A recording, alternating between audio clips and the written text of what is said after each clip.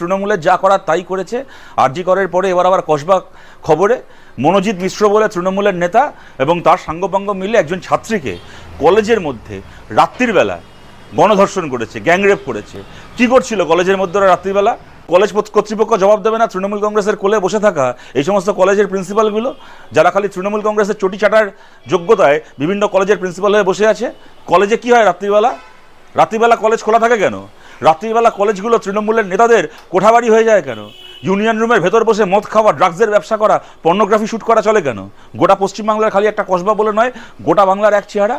আরজি করার সময় আমরা দেখেছিলাম তৃণমূলের নেতা ছাত্রীকে, ফার্স্ট ইয়ারে ছাত্রীকে ডেকে পাঠাচ্ছে হোস্টেলের ঘরে নেচে আমাদের মনোরঞ্জন করতে হবে। এটা হচ্ছে তৃণমূলের ছাত্র নেতা। এর আগে রবীন্দ্র ভারতীতে দেখেছিলাম বাপ্পাদিত্য, টিএমসিপির নেতা, নিজের সংগঠনের একজন ছাত্রীকে সে মোলেস্ট করলো, শ্লীলতাহানি করলো। তারপরে তৃণমূলের পক্ষ থেকে, তৃণমূলের কর্মচারী সংগঠনের পক্ষ থেকে সেই বাপ্পাদিত্যকে স্টুডেন্ট অফ দ্য ইয়ারের পুরস্কার দেওয়া হলো। সে কেন স্টুডেন্ট অফ দ্য ইয়ার? সে ইতিহাসে, ভূগোলে, অঙ্কে, বিজ্ঞানে ভালো না, সে মোলেস্টেশনে ভালো, ভালো মোলেস্ট করতে পারে, ভালো করে শ্লীলতাহানি করতে পারে। ভিডিও প্রকাশিত হয়েছিল ইউনিয়ন রুমের ভেতর, একটা ইউনিভার্সিটির ইউনিয়ন রুমের ভেতর দেওয়ালে মমতা ব্যানার্জির ছবি টাঙানো, তার সামনে খালি গায়ে মদের বোতল নিয়ে নাচছে। এই যোগ্যতায় স্টুডেন্ট অফ দ্য ইয়ার, মাল খেয়ে মমতার ছবির সামনে নাচতে পারে খালি গায়ে, এই যোগ্যতা সে স্টুডেন্ট অফ দ্য ইয়ারের পুরস্কার পেল। একটার পর একটা কলেজে, ইউনিভার্সিটিতে গোটা 10 বছর ধরে, 12 বছর ধরে বাংলায় ভোট হয় না।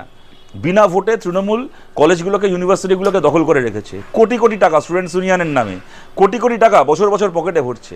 সোশ্যাল করার নাম করে, কলেজের ফেস্ট করার নাম করে কোটি কোটি টাকা তুলছে বাজার থেকে, বিভিন্ন বিজ্ঞাপনের মাধ্যমে বিভিন্ন লোকের কাছ থেকে তোলাবাজি করে সেই টাকাগুলো পকেটে ভরছে বিনা ভোটে।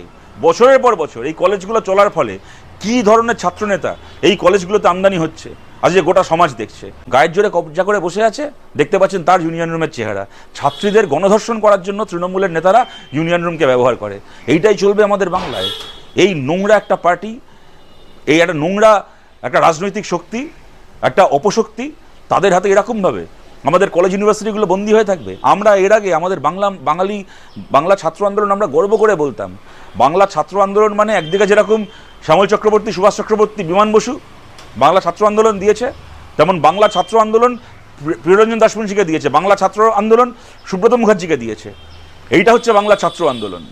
শ্রমিক ভট্টাচার্য আজকে দেশের একজন এমপি, বাংলা ছাত্র আন্দোলনের গর্ভে তার জন্ম হয়েছে।